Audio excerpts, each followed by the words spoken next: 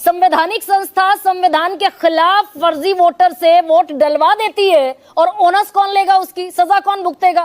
बताइए, गरिमा सिंह को एसआईआर से दिक्कत क्या है? मैं नहीं डॉक्टर अजय घुमाइए। क्या आप नहीं चाहती है चुनाव आयोग मानहानि का भी मुकदमा आप पे कर सकता है, जो आपने भी कहा है? मैं हूं यासर मलिक। जो फर्जी वोटर वोट डाल चुके हैं 2024 जो डाल चुके हैं तो क्या आगे भी डालते रहे? चुनाव दरअसल, अरे गरिमा जी, चुनाव आप ही की बात करेगा क्या? अरे आप ही, और आप एक एंकर होकर अपने शो में कह रही हैं कि चुनाव आयोग फर्जी वोट से वोट डलवा रहा है। हाँ, मेरे मुंह में अपने शब्द डालने की कोशिश मत कीजिए। ये डॉक्टर, और आप देख रहे हैं अपना YouTube चैनल YS3 न्यूज। फिर चुनाव आयोग की इस देश में फर्जी वोटर्स पर कितने चुनाव लड़ेगा, इंक्लूडिंग 2024? मान रहे हैं डॉक्टर अजय आलोक कि फर्जी वोटर हो सकते हैं इलेक्टोरल रोल में?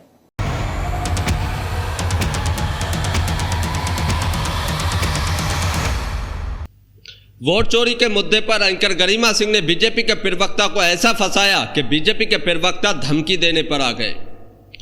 जब कोई ईमानदार एंकर के सामने बीजेपी के प्रवक्ता आते हैं तो उनकी बोलती बंद हो जाती है और उन्हें पता नहीं चलता वो क्या बोल रहे हैं। ऐसे ही इस डिबेट में वोट चोरी के मुद्दे पर जब एंकर गरिमा सिंह ने बीजेपी के प्रवक्ता अजय आलोक से सवाल पूछा कि 2024 का इलेक्शन क्या फर्जी वोटों से हुआ है, तो बीजेपी के प्रवक्ता ऐसा बोल गए और उसके बाद खुद ही फंस गए अपने जाल में। और उसके बाद जब एंकर गरिमा सिंह ने उनसे और सवाल पूछे तो वो धमकी देने लगे मानहानि के केस की। तो आप लोग ये पूरी डिबेट देख कर जाइए, बहुत शानदार डिबेट होने वाली है वोट चोरी के मुद्दे पर। और वरिष्ठ पत्रकार ने तो वोट चोरी के मुद्दे पर ऐसी कलई खोली है पूरे इलेक्शन कमिश्नर और बीजेपी की, और सारी सच्चाई को बताया है, एक एक पॉइंट को सही तरीके से बताया है कि क्या होना चाहिए था और क्या हो रहा है आजकल इस देश के अंदर। तो आप लोग पूरी डिबेट देखेंगे, आपको भी समझ में आएगा कि कितना शानदार तरीके से वरिष्ठ पत्रकार ने बताया है। और बीजेपी के प्रवक्ता की तो हालत पतली गरिमा सिंह ने कर दी है। आप लोग जब देखेंगे तो आप भी सोचेंगे। आप लोग ये पूरी डिबेट जरूर देखिए। बड़ा मौजूद सा सवाल आज आपसे पूछने वाली हूं। अगर देश भर में एसआईआर के लिए बैठकों की जरूरत है, सुझाव की जरूरत है, फाइल्स की जरूरत है, नियमों की जरूरत है, दस्तावेजों में फेरबदल की जरूरत है, ऐसी गुंजाइश अगर है तो भाई बिहार में एसआईआर लागू करने से पहले भी सारी प्रोसेस हुई होगी ना? फाइलें बनी होंगी, बैठकें हुई होंगी, इंडिपेंडेंट सर्वे हुए होंगे, जो सुप्रीम कोर्ट ने कहा चुनाव आयोग ने।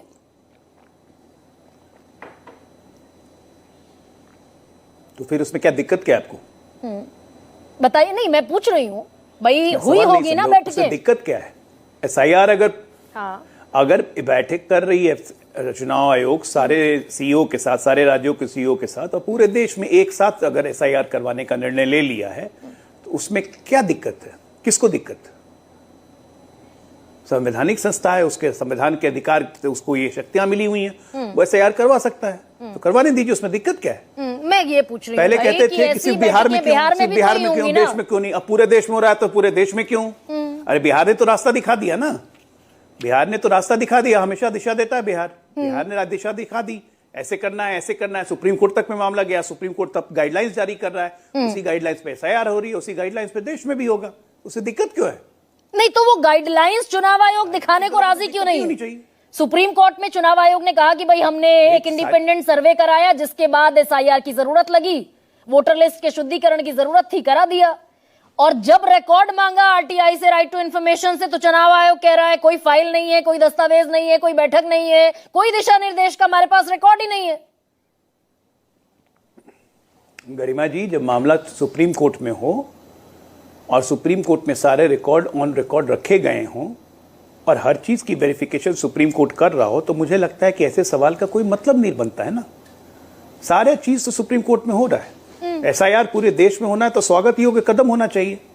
किसी के 2-2 एपिक कार्ड निकल जा रहे हैं, कहीं कुछ निकल जा रहा है, कहीं एक एक मकान में 40 वोटर हो जाते हैं। खुद ही ये लोग बोलते हैं, हम लोग भी बोल रहे हैं कि भाई वायनाड में, रायबरेली में, अमेठी में इतने फर्जी वोटर है, तो एसआईआर तो होना चाहिए ना। ये लोग भी कहते हैं कि फर्जी वोटर है, फर्जी है, तो भाई हटाओ फर्जी वोटर को। तो मानती है बीजेपी कि भाई फर्जी वोटर हो सकते हैं? राजनीतिक दल एक मंच में हैं, एक मुद्दे पे हैं। मान रहे हैं डॉक्टर अजय आलोक कि फर्जी वोटर हो सकते हैं इलेक्टोरल रोल में? बिल्कुल। अभी बिहार में क्या हुआ है? आज भी देखिए, बिहार में तो अद्भुत चीज हुई है, नाम जोड़ने से ज्यादा नाम कटवाने की संख्या है। ये क्यों हुआ, कभी सोचा है आपने? क्योंकि ये डेटरेंट है। एसआईआर एक ऐसा बड़ा डेटरेंट हो गया कि लोग पहली बार अपनी संख्या में नाम कटवाने आ रहे हैं। 2,17,000 नाम कटने के लिए आए, 35,000 नाम जुड़वाने के लिए आए। तो ये डेटरेंट होना नहीं चाहिए क्या? 36 लाख जिसको स्थानांतरित करके चुनाव आयोग ने कहा कि ये अपने जगह पे नहीं पाए गए हैं, उस 36 लाख व्यक्तियों में से एक व्यक्ति ने क्लेम नहीं किया अभी तक कि नहीं मैं स्थानांतरित नहीं हुआ। कौन है ये लोग? ये है फर्जी वोटर। 36 लाख लोग एक फर्जी बिहार वोटर में। ने तो पूरे जो आप देश में जिनका आप सोचिए जिक्र कितना कर रहे निकलेगा? हैं, इन्होंने तो लोकसभा चुनाव में भी वोट किया होगा फिर। बिल्कुल किया होगा। मैं तो ये कह रहा हूं बिल्कुल किया होगा। इसीलिए चुनाव आयोग को ये संवैधानिक शक्तियां प्राप्त है तो कि जब अगर उसे लगे 24 में कि फर्जी अब SIR वोटर्स की ने वोट आवश्यकता किया, है, फिर तो चुनाव तो SIR की आवश्यकता, समय की तो चुनाव भी आवश्यकता है। फर्जी हो गया। एक मिनट चुनाव आयोग, एक मिनट सुनिए ना। चुनाव आयोग एक संवैधानिक संस्था है। उसको अगर जब लगेगा कि SIR की आवश्यकता है तो संविधान की शक्तियों के तहत वो SIR करवा सकता है, और वही वो करवा रहा है। और आज ये समय की मांग संवैधानिक है संस्था ये भी कि तो SIR पूरे बताएगी, देश में ओनस भी होना तो चाहिए। लेगी। मुझे बताइए गरिमा सिंह को SIR से दिक्कत क्या है? मैं नहीं डॉक्टर अजय घुमाइए। क्या आप नहीं चाहती SIR हो? बिल्कुल नहीं, नहीं, SIR हो, आप नहीं लेकिन चाहती चुनाव SIR हो। आयोग ओनस भी तो लेगा फर्जी होने वोटर्स दीजिए का। जो अजय आलोक बैठकर मेरे सामने कह रहे हैं भाई अरे फर्जी ओनस वोटर क्या हो लेगा? सकते हैं। जो निकलते जाएंगे फर्जी वोटर उनको टहलाते जाएंगे बाहर। भाई जो फर्जी वोटर निकलेंगे उनको टहलाते जाएंगे बाहर। क्या और दिक्कत है? जो फर्जी वोटर वोट डाल चुके हैं इसमें वो तो सबको चुनाव, समर्थन देना चाहिए ना। जो फर्जी वोटर वोट डाल चुके हैं 2024 भैया के जो डाल चुनाव चुके हैं में, तो क्या आगे भी डालते वो रहें? चुनाव दरअसल अरे गरिमा वो जी, मान चुनाव लीजिए आप ही की बात सस्टेन करेगा क्या? अरे आप ही की बात मान लेते हैं, आप ही की बात मान लेते हैं। मान लीजिए कोई फर्जी वोट डाल चुके हैं तो उनको आगे भी फर्जी वोट डालने दिया जाए या उनको हटाया जाए? सोल्यूशन बताइए आप ही की बात करते हैं। चलिए मैं आप ही की बात मानूंगा। मान लीजिए किसी ने फर्जी वोट डाल दिया, तो क्या ये पैटर्न बना देना चाहिए कि हाँ फर्जी वोट डालते रहो बाबू, अगले नहीं आने तो वाले सब चुनाव में? वो जो उनको क्राइम हटाना है चाहिए। ना, एक सेकंड संवैधानिक संस्था ने संविधान के तहत 326 अनुच्छेद कहता है Indian citizen only can cast their vote in the Indian election. ये संविधान कहता है। संवैधानिक संस्था संविधान के खिलाफ फर्जी वोटर से वोट डलवा देती है, और ओनस कौन लेगा? उसकी सजा कौन भुगतेगा? ये आप बहुत बड़ी बात कह रही हैं। आप चुनाव आयोग को कह रही है कि चुनाव आयोग ने फर्जी वोटर से वोट डलवाया। ये आप कह रहे हैं doctor Ajay please check your key words. फर्जी वोटर हो सकते हैं? ये आप कह रही हैं, ये भी आप कह रही हैं। अभी आपने कहा है, ये अभी आपने कहा है, मैंने नहीं कहा है। ये आपने डॉक्टर अजय मैं तो आलोक ये कह आपने रहा हूं कहा कि वो फर्जी 36 वोटर लाख हो वोटर सकते अपना हैं। वोट क्लेम करने क्यों नहीं आए? हाँ। 36 लाख वोटर वोट क्लेम करने बिहार में क्यों नहीं आए? नाम कटवाने वालों की संख्या नाम से ज्यादा क्यों है? नाम जुड़वाने वालों से क्यों है? इस पे सुप्रीम कोर्ट ने आश्चर्य जताया, और आप एक एंकर होकर अपने शो में कह रही हैं कि चुनाव आयोग फर्जी वोट से वोट डलवा रहा है। अरे भाई डॉक्टर अजय, ये don't put your words in in fact it's allowed being loud mouth. हाँ, मेरे मुंह में अपने शब्द डालने की कोशिश मत कीजिए। ये डॉक्टर अजय आलोक ने माना अभी थोड़ी देर पहले कि फर्जी वोटर हो सकते हैं। मेरे शब्द थोड़ी ना है, फर्जी वोटर हो सकते हैं, एक ये तो आप मिनट, कह ये रहे आप हैं। ही के शब्द हैं, मेरे शब्द नहीं है।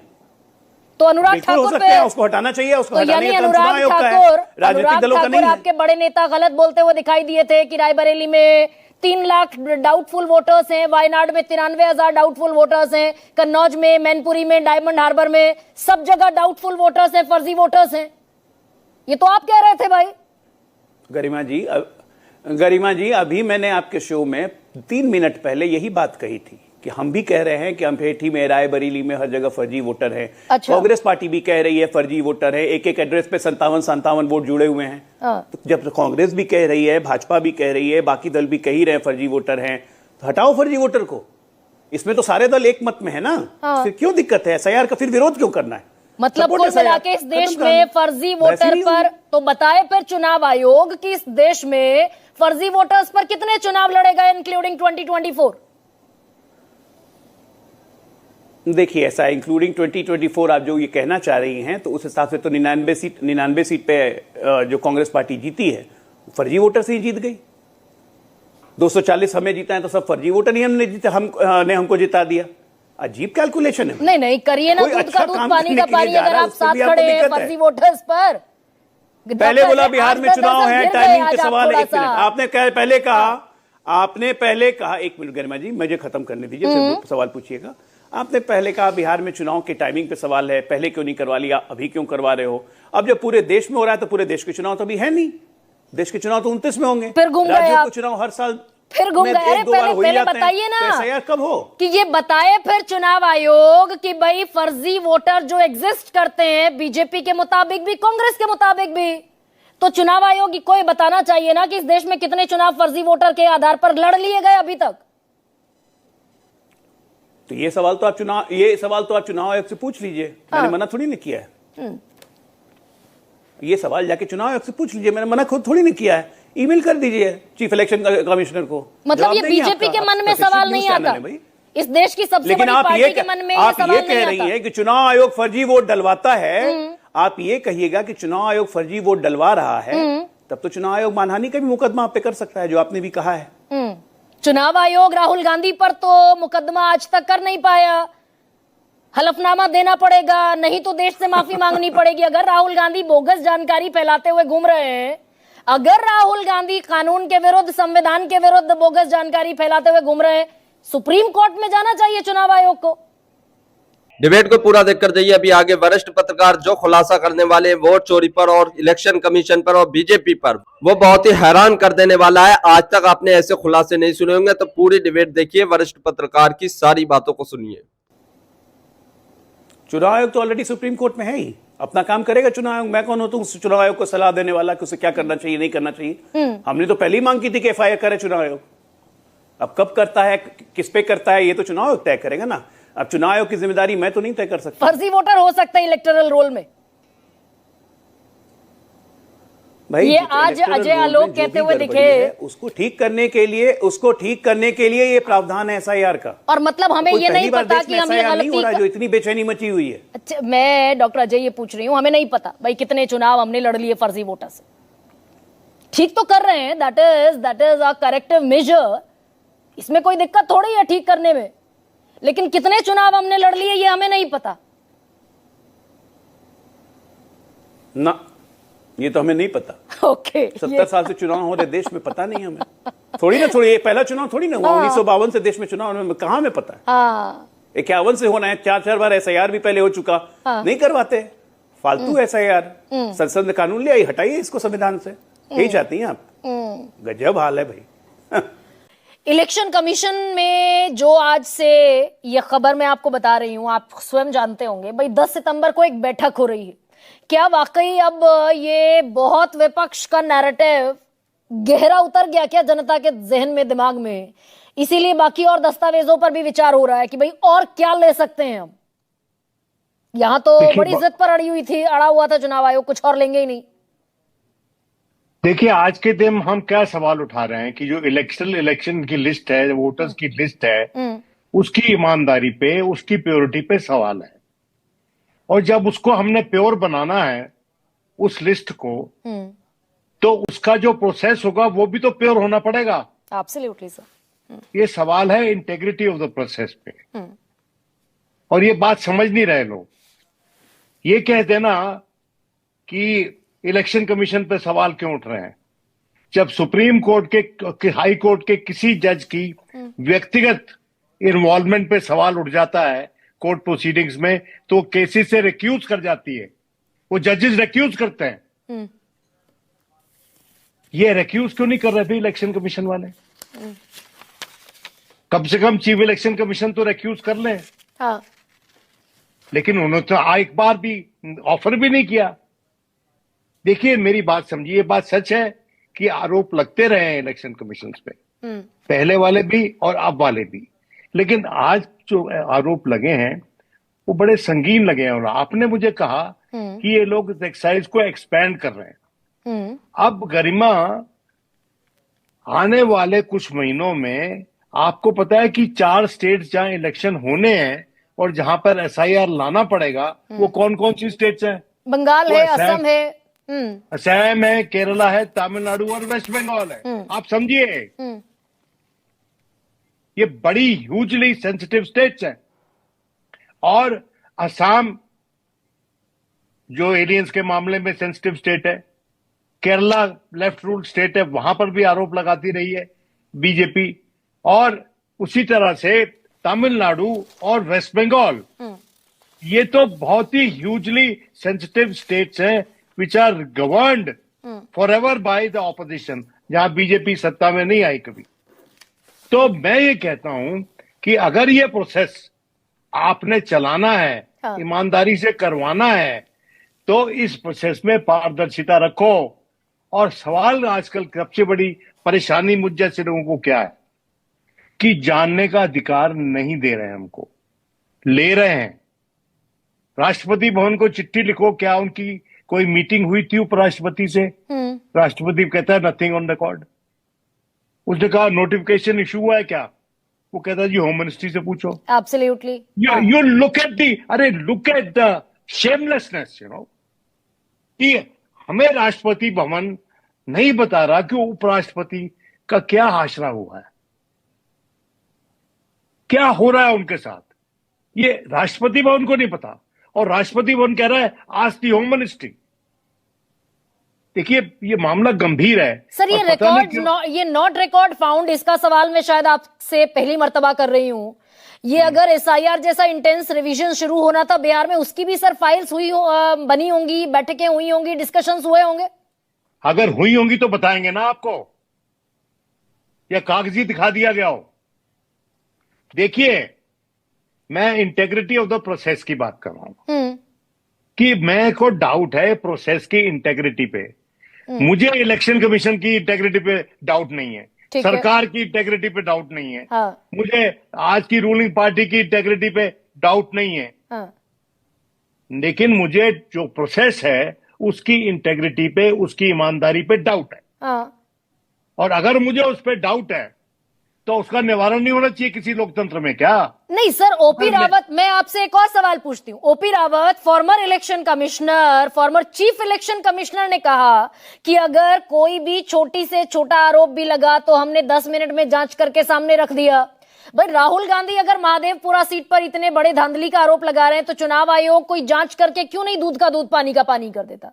और अगर राहुल गांधी गलत बोल रहे हैं तो एफआईआर हो राहुल गांधी के खिलाफ, ये भी नहीं होती।